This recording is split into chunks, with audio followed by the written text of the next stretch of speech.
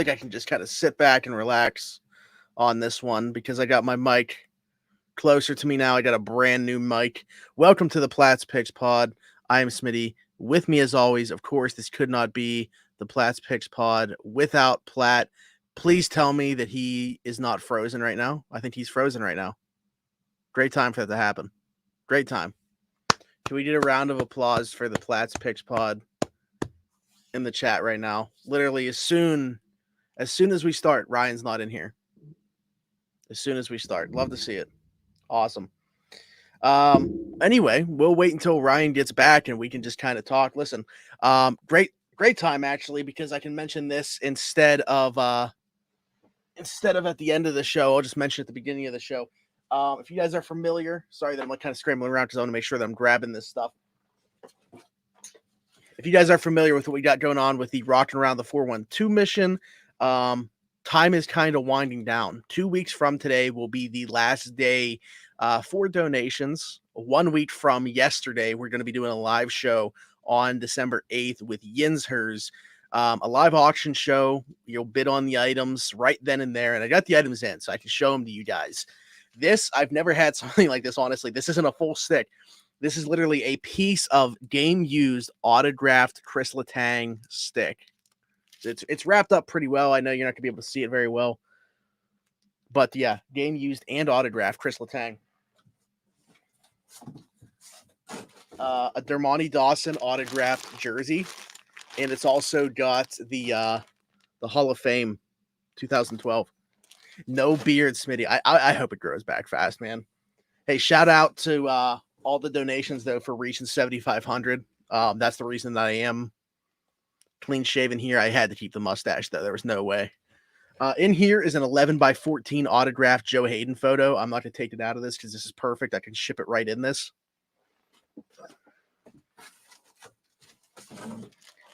Autographed Minkah Fitzpatrick jersey, which definitely re-signed Minkah. I don't care what Colin Dunlap says.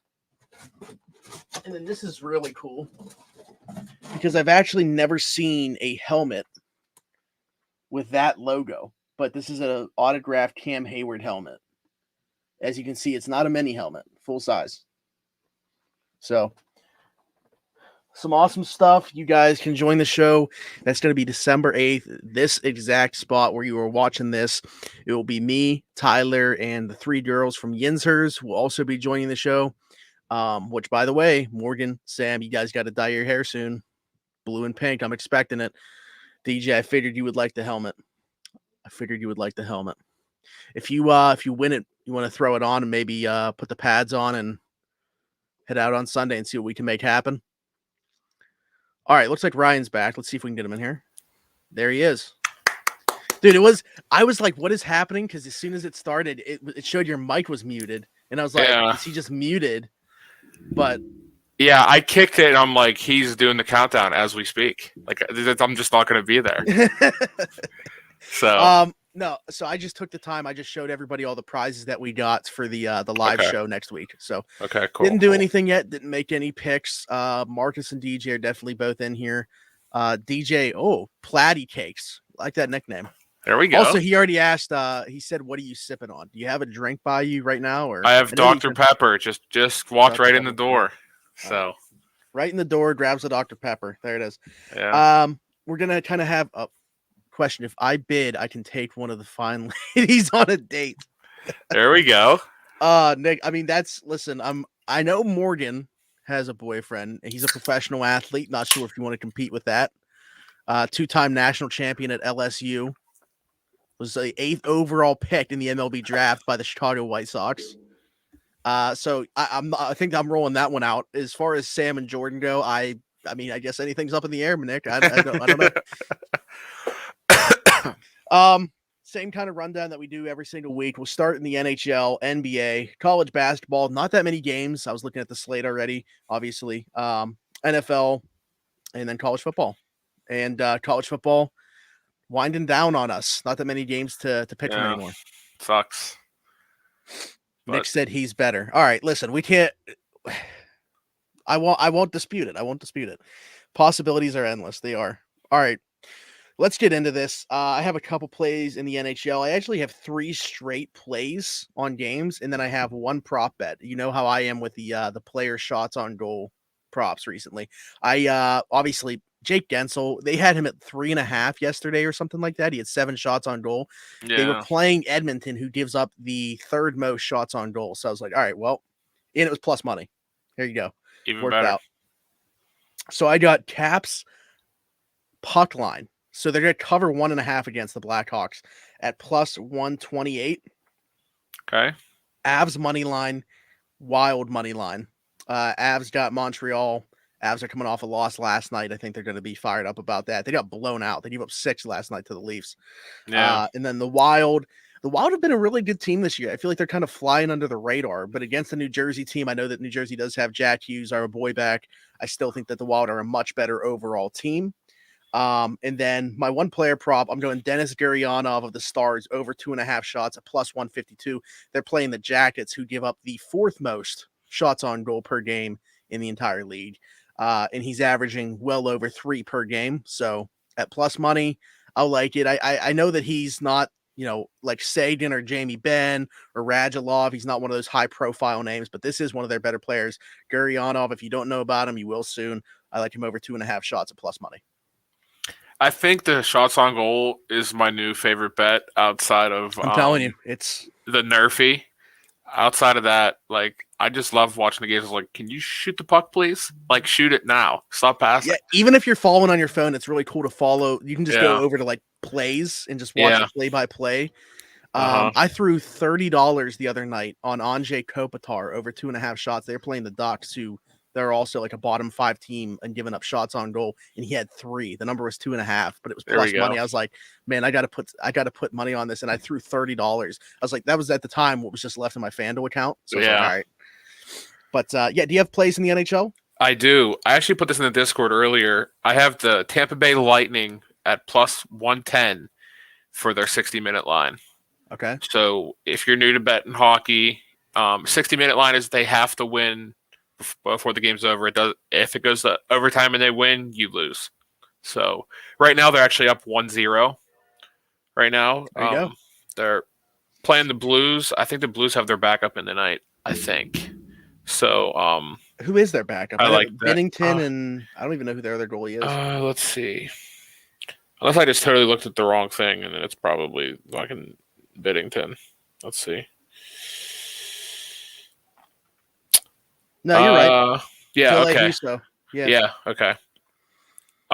That's a good goal. I like that, actually. I wish I would have seen. Obviously, that game's going on now, but Yeah. and also with that Caps pick, Blackhawks are up 1-0. So There we go. So this play, I'm not as confident, but I have the under 5.5 in the Islanders game. Islanders and Sharks. Islanders just have not generated much offense lately. I think they lost. They're on a 4-game losing streak at home in their new arena. As I say that, they just scored. So yeah, yep. See, that's what. So this is full disclosure. If you guys watch this show every single week, you know that we typically start at 7:00, and also, I mean, the day of the week doesn't really matter, but we typically record on Wednesdays. This is Thursday, and we're also a half hour behind. So normally we're talking about these games maybe as they're starting, maybe a few minutes before they are. This week, it's a little bit different. These games could already be going on. So obviously, if you check our actions or in the Discord, you know that these picks were placed ahead of time, but we could look like idiots while we're talking about some of this stuff. Also, I'm glad I didn't place this bet.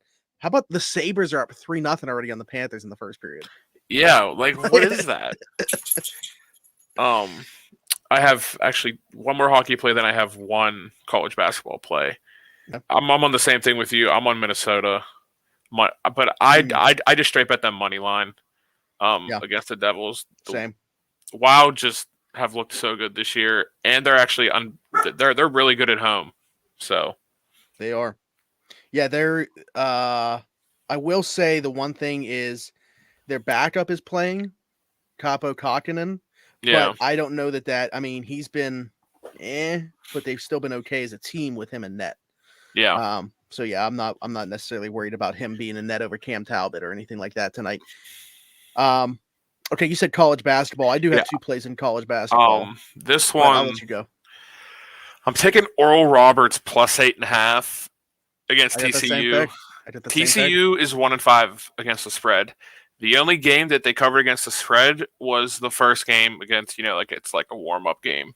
They have, they're 5-1 on the year. They win games, but they just don't cover.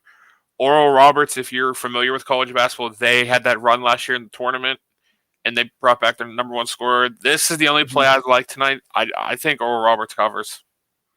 Yeah, they are only 4-3 this year. Yeah. Which is the fourth in the Summit right now. Lost by 3 points to Central Arkansas. They did get blown out by Colorado State, which is surprising. Their other loss is a 1-point loss to Oklahoma State. Yeah. A Power 5 team. So, yeah, they stick in games. I definitely like them to cover as well. I also have that. The only other one I have, and then I'll let you go if you have more. I got St. Mary's straight up money line over Utah State at -104. It was pretty much a pick 'em. Yeah. So I went with St. Mary's. Yeah, that's all. I did have one NBA play, but it's just the under 210 in the Bulls and Knicks. Ooh. There's no RJ Barrett. I'm pretty sure he's out. If he That's your is only play in the NBA. Yeah, because I was going to go Bucks, but they're on a back-to-back, and now Giannis is out. I do have the Bucks still covering at 4.5, and then because of Giannis being out, I got Holiday, Drew Holiday, being the guy for them tonight. I got over 14.5 points for him. I feel like he's kind of starting to heat up. It seems like that's always like a December thing. I don't know if it's coincidental with the holidays for Holiday or what's going on there with him, but this always seems like it's his time of year, especially without Giannis tonight. I think that he's kind of the guy for that offense. I'd also maybe consider Grayson Allen's prop. Wait, I'm sorry. I have one more NBA pick, but right. You can continue talking about the Bucks. No, that was it. I got the Bucks. I'm parlaying the two things. I'm taking the points here, but I'm also sprinkling the money line. San Antonio Spurs +5 against Portland. Dame's out. They don't have Nasir Little, so it's basically CJ McCollum. Your Spurs been on fire too. Spurs right now are 6-13. They are not a good basketball team. No. If anybody follows me, they know I love the Spurs, but they play good defense. DeJounte Murray is on a mission this year. He's going off, rebounding, shooting the ball, assisting. They have everybody. There is no injuries on the Spurs side. I just think they keep it close and they cover the 5, but I wouldn't be surprised if they pull out the win against Portland. Yeah.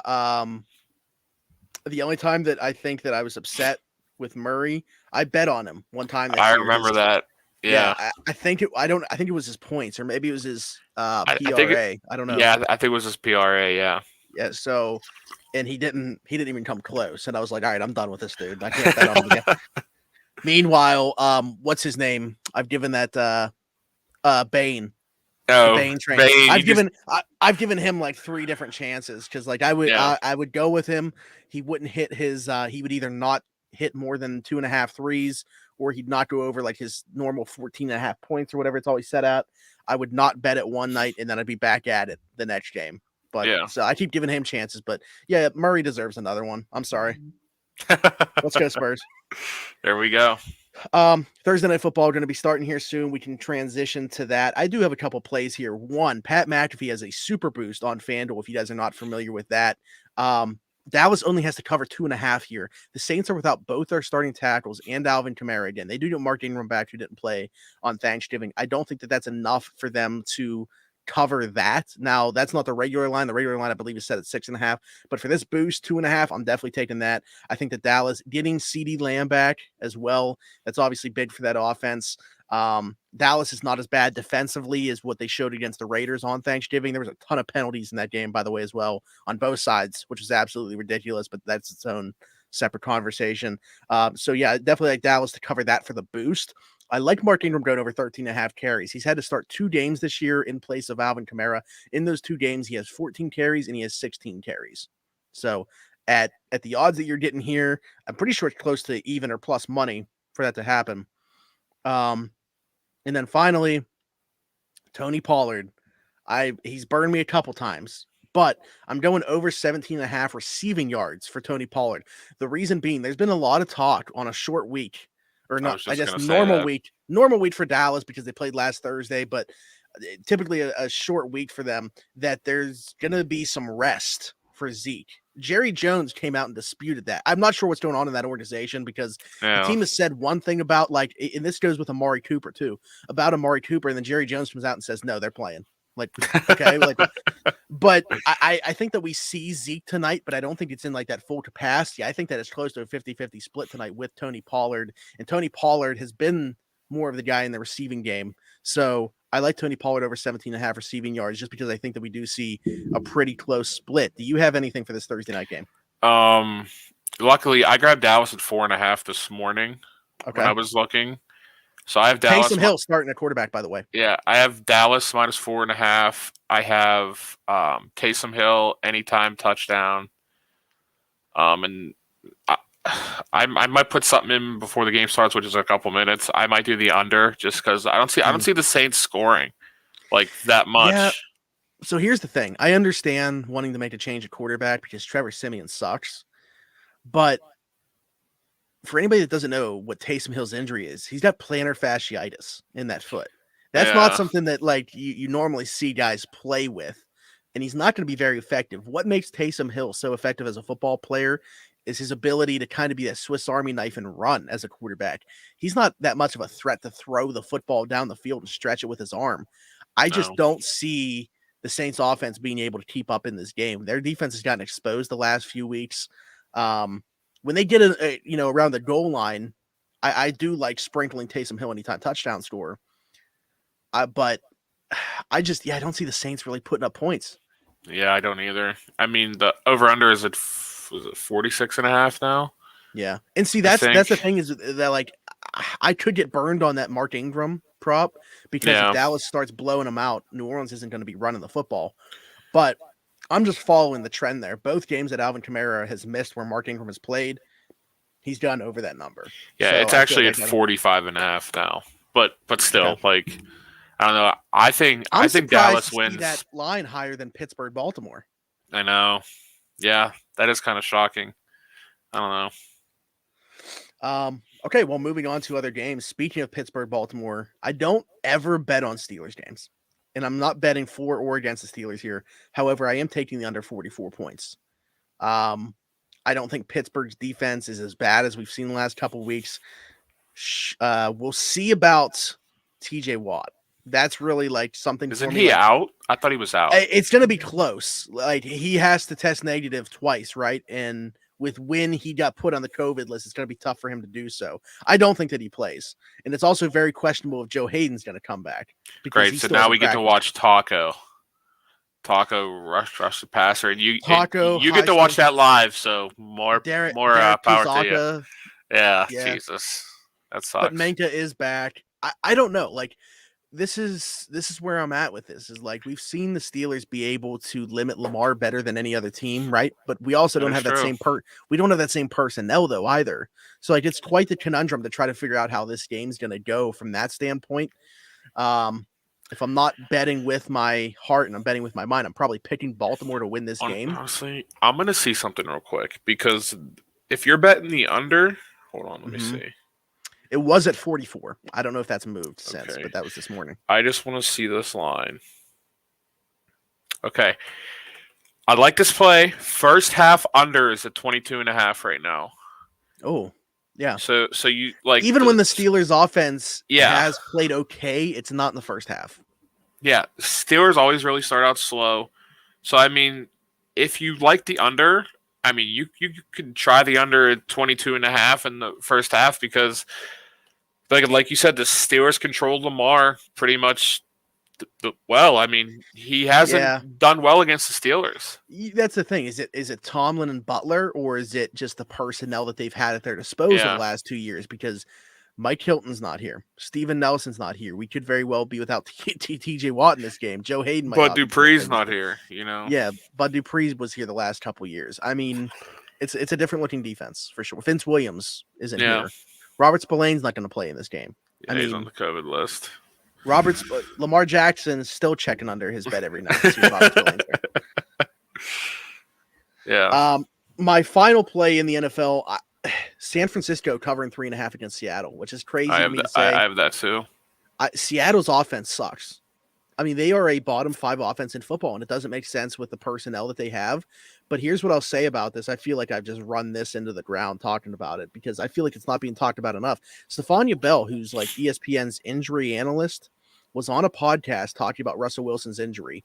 The fact that was on his throwing hand could have ended his career. That's how significant this injury was. And he came back. He rushed back after 4 weeks. Was it 4 weeks, 5 weeks? Yeah. From this to return. He should not be playing right now, that's for sure. And I'm questioning how effective he's going to be down the road. Not just like, will an offseason do him well? It could. And maybe he comes back next year and looks like his old self. It's not happening the rest of the season, though. I don't see that happening. He shouldn't be playing right now. I think that team is, outside of the Steelers, like that team is in for a long rebuild. I think personally. Yeah, they don't have anything. Like they gave up those first for Jamal Blitz Adams. Boy, does absolutely nothing. If I'm them and I'm being 100% serious, obviously, like the first piece that people are going to bring up is Russell Wilson. Obviously, see what you can get in the trade market for him. I'm exploring a DK Metcalf trade because I think he has the most value outside of Russ. Yeah. So he's not going to. First off, he's not going to want to be there with whatever quarterback they have post. Yeah, Geno Smith. At least right away. And then you're looking at having to give him an extension. Are they going to be that team that give him the extension? Could he want to go elsewhere?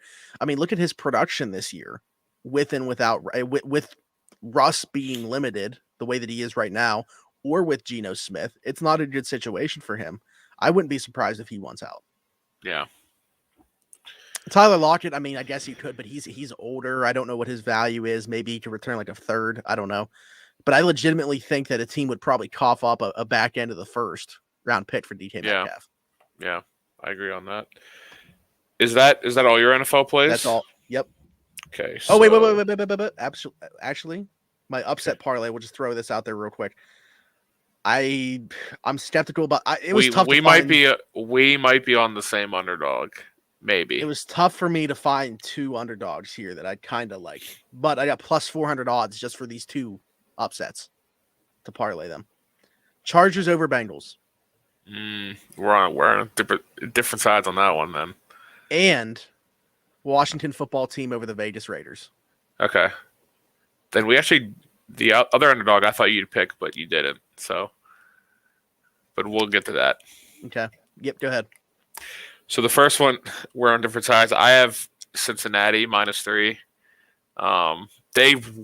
Obviously they whooped the Steelers, but the Bengals all year they have looked good all year. I actually said this last week to my one buddy that's a Bengals fan.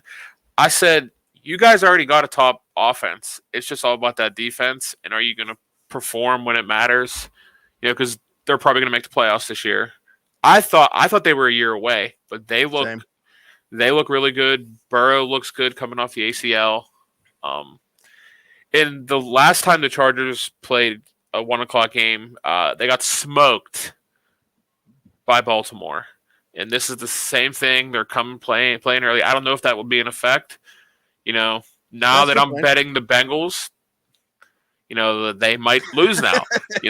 That's just how it goes. My other play is I have the Niners -3.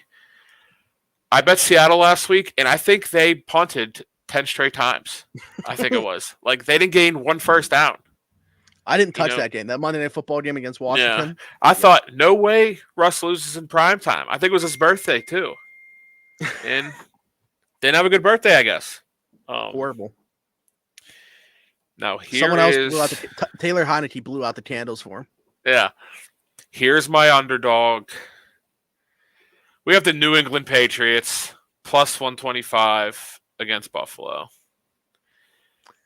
Belichick is back. I mean, he basically never left, just had 1 down year, and now he's back. They're playing really good football. Mac Jones is doing what he has to do.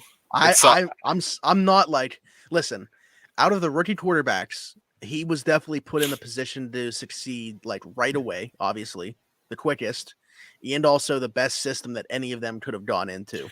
I was just going to say that. If you would have put any of these other 4 guys in that spot, it's hard to say would they be performing well. Like, that's complete speculation. We don't know that. We know what Mac Jones is doing right now. I'll eat crow on that because I didn't think that this guy was going to be any good. I didn't think that he like fit the mold of what the NFL is trending towards, and I still think that that's the case. But in New England with Bill Belichick, at least for the time being, that doesn't matter. He's perfect for what they got going on right now. He's just the guy that went to the perfect team, perfect coach, perfect system.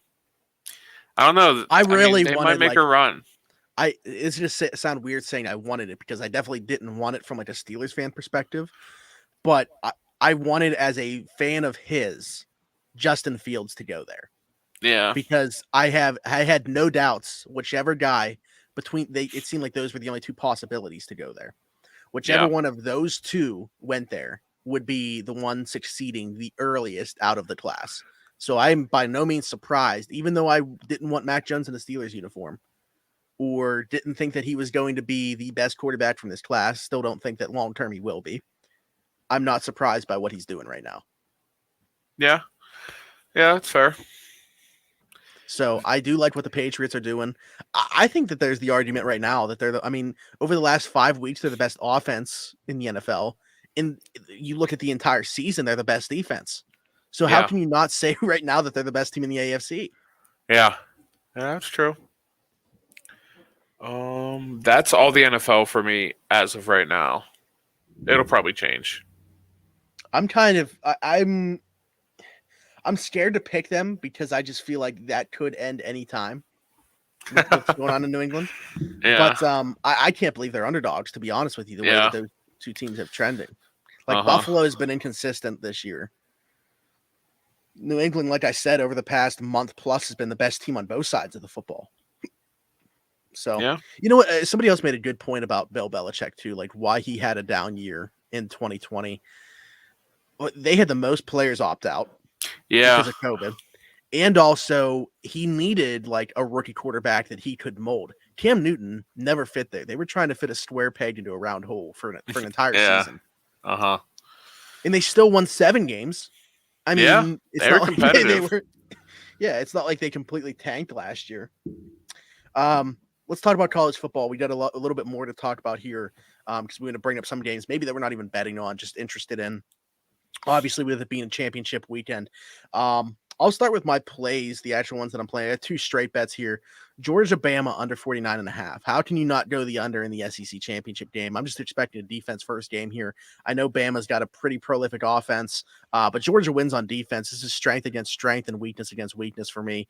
Not that I think that these offenses can't put up points, but going head-to-head with everything that's going to be on the line for these two teams, I got under 49.5, and we can talk about it. I actually think if I'm picking this game straight up, making me pick a winner, I'm picking Bama. Yeah.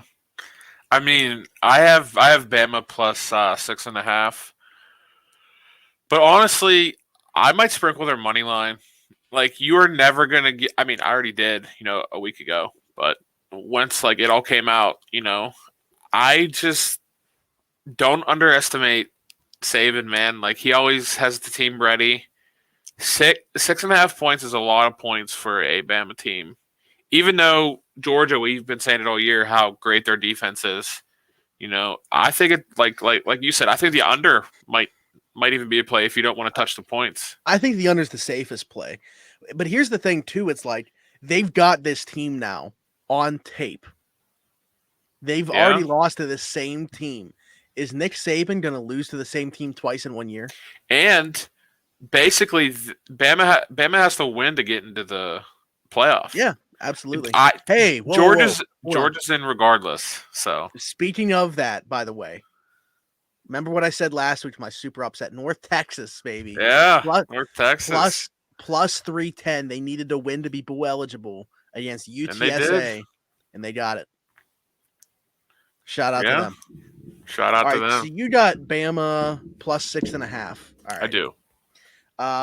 Big Ten title game. Iowa, Michigan. I'm going the under on this too. The Big Ten offenses So inconsistent. They're typically low scoring. It's kind of the same reason I'm going the under on the SEC championship game. I mean, the Big Ten, when you think about it, traditional, it's running the football and it's defense. It's the way both these two football teams play as well. I know Michigan can put up points. As an Ohio State fan, I literally just saw that happen last weekend, but it was primarily on the ground. Iowa can stop the run much better than Ohio State can. I like this under 43.5. Yeah, I didn't touch it. I'm kind of shocked that it's a 10.5. I guess not shocked, but the under 43.5. I'm not touching it because I was burned me so much this year. Yeah. And Michigan. I mean, I bet Ohio State last week in I had them in 2 parlays and I had them straight, and they screwed me. Yeah, I mean, it was the perfect weather, for the Michigan team that likes to just run the ball, and that's what they did. By the way, not to mention keep talking about Ohio State. Whoever, they made no adjustments. There wasn't one adjustment made on the defensive side of the ball. It just made no sense. I'm watching, I was like, all right, maybe they'll come out and bring some more linemen on the field. It was the same. It was just, it made no sense. I'm sorry. It's just their dumb. Their defensive coordinator, Coombs, has been under a lot of fire. They were actually playing a lot better since that loss to Oregon on the defensive side of the football. But I think the difference is this year from a lot of Ohio State defenses, it's typically the offense, first of all, that carries the Ohio State teams. Yeah. But they're normally competent on defense, and there's also normally a lot of draft-eligible players or players that you think are going to be playing on Sundays on those defenses. That's not the case this year. Yeah. They don't have playmakers at any level, let alone at every level like we're typically used to seeing. There's just nothing there. I mean, you had Haskell, Garrett. Some of those defensive linemen are probably going to find their way into the NFL. But you look at their starting middle linebacker. Why is his name slipping my mind right now? This is his first year starting. He just Chambers or whatever his name is. Thank you. Yeah, he was a running back. I remember seeing literally last year. He's that's crazy. Linebacker, and he just made that transition to linebacker. So there's a lot of pieces on that defense that just aren't ready, at least right now. And I think for most of the year, their offense was just covering it up. So it's just crazy to me that the likes of C.J. Stroud, Travion Henderson, Garrett Wilson, and not playing in the Big Chris Ten. Olave, Jackson Smith, and Jigba, they're not even playing in the Big Ten title game, let alone the college football playoff. Yeah, that's crazy. Yeah, okay, so I'm done with that one. What about, are you touching the Baylor and Oklahoma State Big 12? I looked at it. I'm not. There's a lot of speculation, by the way. I don't know if this should play into this, that this will be, or could be, I guess, depending on what happens. Well, let me ask you this first. Do you think Oklahoma State has a shot to get into the college football playoff? I do. Okay. Well, then that could answer this, because if they win, then they might end up being in there and he would coach another game. There's a lot of speculation that Mike Gundy is going to take the Oklahoma job and leave Oklahoma State. Those are just rumors swirling. So what I was going to say is, if by Saturday somebody in that organization program gets wind of that, does that change the way that you view this game at all? Like if the players are knowing that their coach is leaving them, depending on the result of that game. I mean, I don't know if that ever plays into it. I just figured I'd bring that up because there's somebody out of Oklahoma that's saying that the guy that they're zeroing in on to replace Lincoln Riley is coaching in a championship game this weekend. And there's a lot of speculation that's who it is. I saw somebody Narduzzi, by the way. Listen, I would not blame him, by the way, because when is he ever going to be in this situation again? I mean, you just you don't have another Kenny Pickett walking through those doors. Yeah, exactly. Right now, you're seeing these other coaches get paid. If you can find yourself in a similar position, he's not going to get like $100 million like these guys, like Brian Kelly or Lincoln Riley. But if you can find a more prestigious university with bigger paychecks, with bigger boosters, why wouldn't you take that opportunity? Because I don't know that he's going to be in this opportunity ever again. Real quick, while we're still talking about the Baylor game, I'm on Baylor plus 5.5. Okay. Baylor's been playing some really good football lately. Obviously, so has Oklahoma State. I honestly think this is like a field goal game. I just think 5 points is too much. I think here. I think it's going to be low scoring. Both offenses run the ball. I just think the winner is a winner off a field goal. I just think 5 is too many points. The Big 12, though, man. I mean, if it's only a field, it could be like 55, 52 or something stupid like that. Yeah. I'm excited to watch that one. I probably won't bet it because if I were betting on it, I don't think I'd enjoy it as much. Yeah, exactly. I'd be on the edge of my seat for a different reason. I just want to enjoy the Big 12 title game for all the points. I do have. Let me bring up this because I have an upset parlay. I know you're on the other side of one of these. Okay. I got UTSA over Western Kentucky and also Oregon over Utah. You combine those, it's plus 401 odds. I know that you are on Utah over Oregon though in the Pac-12. I am. Oregon sucks, man. They just suck. I don't know why I'm betting this, to be honest. Because I know exactly what's going to happen. Utah's going to win convincingly, and then you're going to be like, why did I do this to myself again? Like that one night when we were up till 2:30 in the morning watching Oregon. Who was that against? It was a bum school. Was it just they had covering or they lose? They had to cover something, but they only ended up winning by like 6. They had to cover like it's probably 8.5. Yeah, I think it was because me, you, and Cody Coleman were all. I think we were the only ones up tweeting at 2 in the morning that night. Makes sense. Yeah, Utah's playing some pretty good football. Like I said, Oregon, like, how many wins they have? 9 now, or is it 10? Oregon they are 10-2, and like half of those wins just look terrible. Like they I don't know what their record is against the spread. Let's see. They're 5-7 against the spread. Actually, so is Utah. But I don't know. Oregon they just aren't good. They suck. Yeah, I mean, listen, I feel like I'm banking on the star power here. Kayvon Thibodeau and that run game at times, what we've seen from Dye. But yeah, I mean, I'm not banking on that by any means. I like the odds. I feel like that should be closer to a pick 'em than what it is. Yeah, Utah being favored, but hey, we're here. Do you have anything else in college football? I know we want to at least talk about the pick game, but I obviously will not be betting on that. I actually have Houston plus 10.5. Oh, I did. I looked at that as well. It's either that or the under. I have the 10.5, but I think the under is also a solid play. It's at 53.5 right now. But real quick, does Cincy have to cover this to get in, or do you think if they win, they're in? Well, what else happens? Because I think it's either them or Oklahoma State get the last spot. But I'm on Baylor, so like I don't know. But if they're undefeated, they have to. Do you think they just throw them in just cause they're undefeated, or? Here's the thing: do you think if Georgia beats Alabama, what happens with Alabama? If Georgia beats Alabama, I think Bama's done. I'm going to be honest. I think Bama's done. Could Oklahoma State and Cincinnati both be in as long as they both win? That is true because I think if Michigan wins, obviously they're in. Georgia's in regardless. So now you got like 3 or 4 teams fighting for 2 spots. Someone is going to get left out. I just want chaos. It's going to happen. 100% it's happening.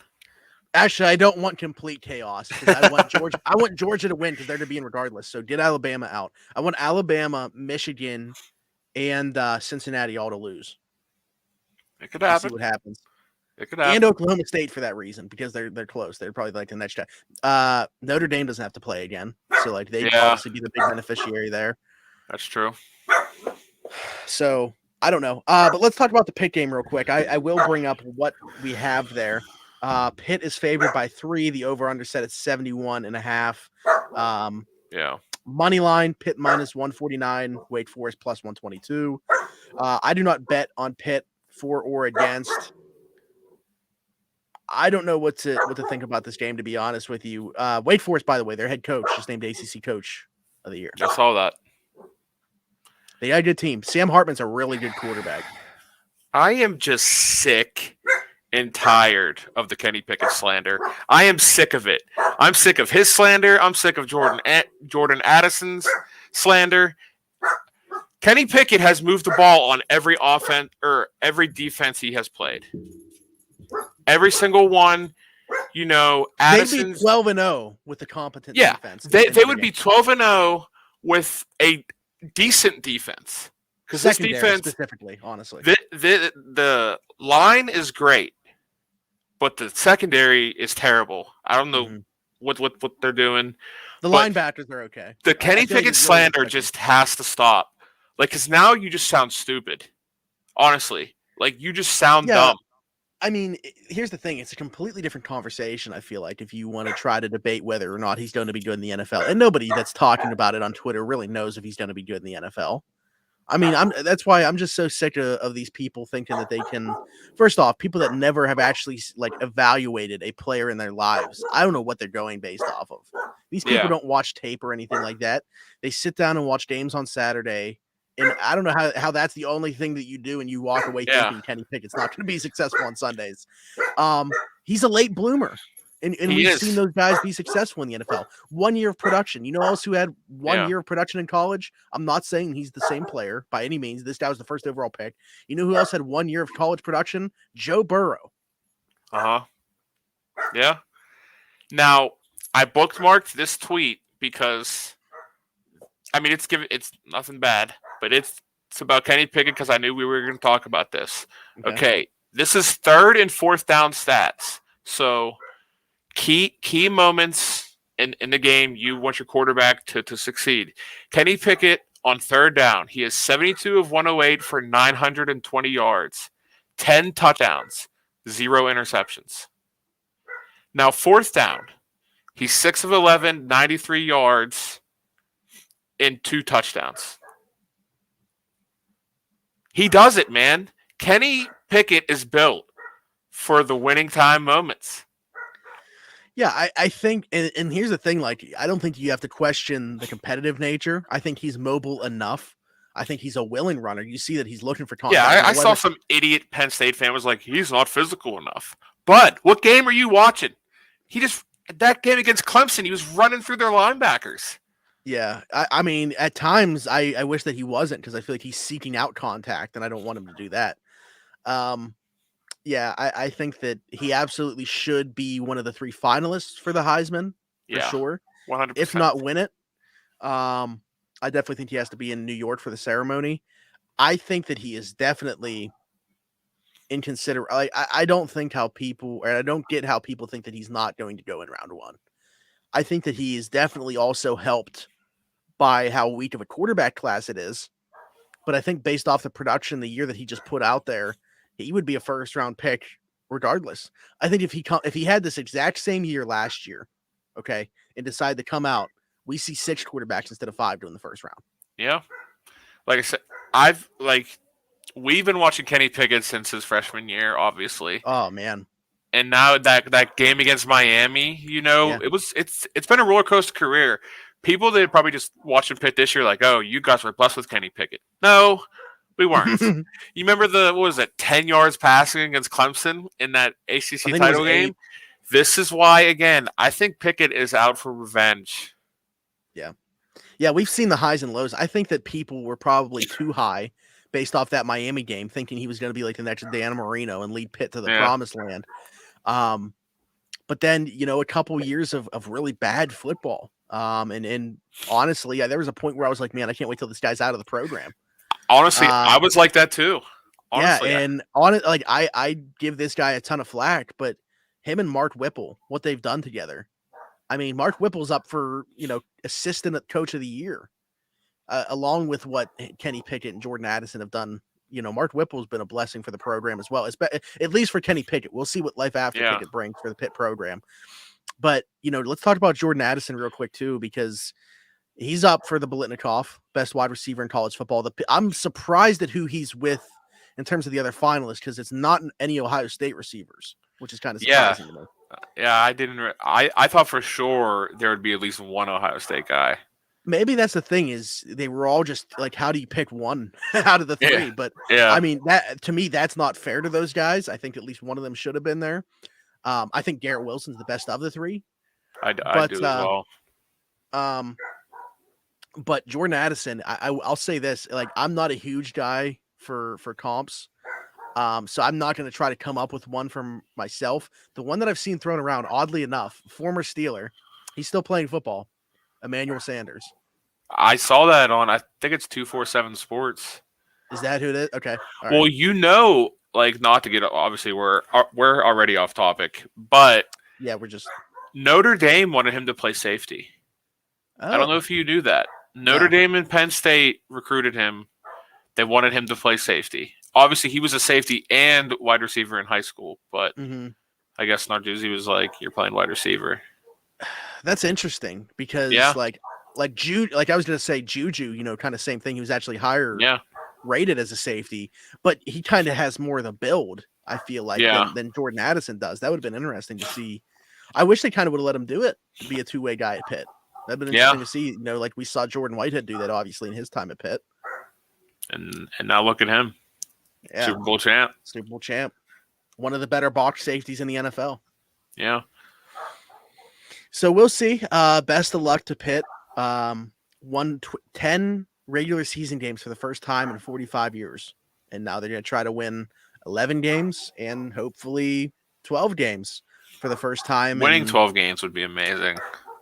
Yeah, it would be. Where do you think, do you have any idea what you think like the bowl game will be if they win the ACC title game on Saturday? I haven't even like looked really that far because like as Pitt fans, we're so used to like 7 wins, if that, 6 wins. Yeah, so like, guitar terrible.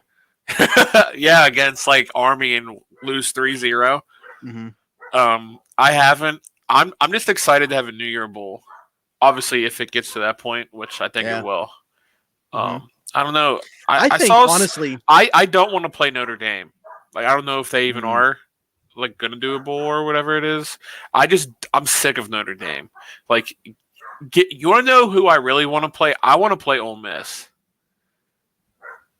I want to see Pickett versus Corral right there. I could see that because I mean they're in the top 10 right now and they're not playing the SEC championship, so they really shouldn't move that much. I saw that for a couple weeks. I was like, I would not mind this. They could do that just to get the quarterback matchup, honestly. Yeah. I mean, Corral already played up against Malik Willis. That game sucked. If Cincinnati doesn't end up in the college football playoff, give them their first loss. I'm just thinking that's another way of putting two quarterback prospects against each other. Desmond Ritter and Kenny Pickett. I wonder if Pickett's the first QB to go. See, I think that just based off the year that he had, he would be, in my opinion, the favorite. But we know how things can change, with all the pre-draft process and offseason stuff that's going to happen. Like, I think that there's 3 or 4 guys that could be. But if you're asking me right now, I think as it stands, he is. Yeah. And that's why I think he'll go so much higher than people think. Like, I don't care how weak the quarterback class is. Somebody inside the top 10 is taking a quarterback. Yeah. Yeah. I mean, I have people ask me all the time, like, do you really think Pickett will go first round? Do you really think he can win Heisman? The answer to both those questions is yes. Like, Pickett, honestly, he should win the Heisman, but like, are they going to go to like a higher school like Bama and be like, okay, Bryce Young has played SEC defenses, but I hate that argument. I hate that argument, to be honest, because like Clemson has a good defense, and Pickett, that was his Heisman moment right there. He beat Clemson. Hey, Tennessee, who Pickett beat up on, held Alabama in check. That's a common opponent that we've had. So I mean, like, you can make that excuse, but like, Pickett should win the Heisman. Like, that's not even me being biased. Like, Bryce Young last week, he could have ran away with it. He didn't look that Stroud, good. I thought Stroud went into last week as the favorite. And and I mean, he didn't really play good, so I think it's between those 3, to be honest. I think it's between those 3. Those are 3 finalists? Yeah. I think it's all QBs. I see people talking about that D tackle on Georgia, Jordan Davis. Oh. I mean, interesting. It would be Aiden Hutchinson from Michigan. Yeah. He is a Unreal. dog. He is a tank. He's so similar to Nick Bosa, in my opinion. Yeah. Yeah. Who went second overall in 2019. Yeah, he could. I think Hutchinson, he might pass Thibodeau if he has. Yeah, already. it'll be interesting to see like after like the Senior Bowl, draft, combine and stuff like that, pro days. It'll be interesting to see like where I read that Pickett is in like all these different QBs. The last couple years, but with Burrow and Lawrence, like we feel like we knew who was going to be number one. Yeah, now it's kind of 2019. It was only between Kyler and Bosa. Like now, I feel like it's completely wide open. It could be either the edge rushers I just mentioned, Evan Neal. Maybe a team does go quarterback just because of the position. Stingley Jr., who's a really good corner, probably goes in the top 5. I mean, first pick's probably going to be what? Houston, Jacksonville, one of them. Detroit. Oh, I forgot, dude. They suck. they need everything, but like it sucks though because like if they can take a QB, but like you're paying Goff that. So like, I think they can't really get out of it until after next year. Yeah, so they just might have to suck again and get Stroud. Honestly, the 23 QB class does look like it's a bit more promising, at least on paper. I mean, I've said all along, like everybody's just talking down this 2022 class of quarterbacks. Like I knew that a guy like Kenny Pickett, not that it would be specifically Pickett, would come along and elevate themselves and have like that Zach Wilson type season where all of a sudden you're talking like this guy going in the top 5. Zach Wilson went number 2. Yeah. After being Pickett could go number 1. Watch like Pickett go 1, and we're like, oh my god, it'd be crazy. I think he goes in the top 10. I'll say it like on here. I mean, I don't see a way that a quarterback doesn't go in the top 10. And if I'm saying he's going to be the first quarterback off the board. Hey, I mean, I wouldn't mind it. I would love for him to go top 10 because I don't want him to go to the North outside of the Steelers. But right. I think the Steelers should. And the only team it would be Cleveland. Yeah. I mean. Yeah, obviously. Yeah, because if Pickett goes to like the Bengals or something, we're like, come on. Like, what kind of sick joke is this? The Ravens decide not to pay Lamar. Yeah. And then Lamar comes to the Steelers. We should have had him in the first place. Terrell Edmonds, get out of here. All right, we're not even talking about betting anymore. But I guess real quick we can wrap up with something to do with betting. Then Heisman. Do you think Kenny wins it? I'm gonna say yeah. Okay. I'm gonna say yeah. I mean, stats don't lie, man. Numbers don't lie. He has the numbers. I don't get why people say that like, oh, Pickett doesn't have good numbers or make these stupid excuses. I'm sick of it. I hope Pickett wins just to see these reactions. And I defend him every week on Twitter, it seems like. So, Kenny Pickett for Heisman, Jordan Addison for Biletnikoff, Mark Whipple for whatever the name of that award is that he's up for. And then hopefully he goes somewhere else so they can make Brennan the offensive coordinator, the wide receiver coach. Brennan Marion. Yeah, he's good. Yeah, I hope that he gets a higher position before Pitt loses him. Yeah, I know. Because if it's not Pitt, he'll find 100% he'll find somewhere else. Yeah. All right. Well, I think that about does it. So for Ryan, for Smitty, get at us if you want in on the Platt's Picks Discord. We will get you in there so you can follow along with our picks. Also follow both of our action accounts. Follow us on Twitter at Around the 412 at Platt's Picks, and then our personals are right on the screen right now as you see them. Other than that, we love seeing green and we hate seeing red. Until next week, we will talk to you then. Bye-bye.